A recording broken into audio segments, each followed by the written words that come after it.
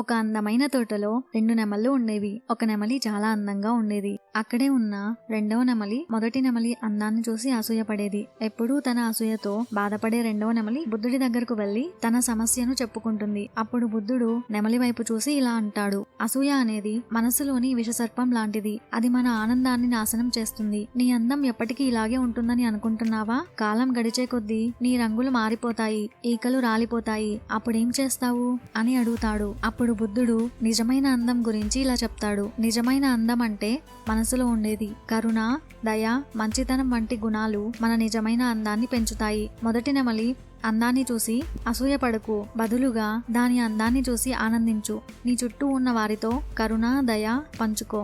అప్పుడు నిజమైన సంతోషాన్ని పొందుతావు అని బోధిస్తాడు బుద్ధుడు.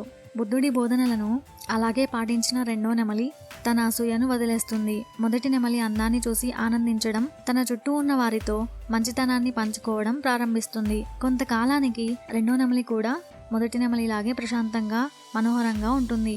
ఈ కథలో బుద్ధుడు అసూయ మన ఆనందాన్ని ఎలా నాశనం చేస్తుందో చెప్తాడు. మనం అసూయను వదిలించుకొని మన చుట్టూ ఉన్న మంచిని చూడాలి. మంచితనాన్ని పంచుకోవడం ద్వారా నిజమైన అందాన్ని పొందొచ్చు. బుద్ధుడి బోధనలు మన జీవితాల్లో సంతోషాన్ని పెంచే మార్గాన్ని చూపిస్తాయి. ఈ స్టోరీ మీకు నచ్చినట్లయితే లైక్ అండ్ కమెంట్ చేయండి ఫ్రెండ్స్. అలాగే మా ఛానల్ని సబ్స్క్రైబ్ చేసుకోవడం మాత్రం మర్చిపోకండి. Thank you friends.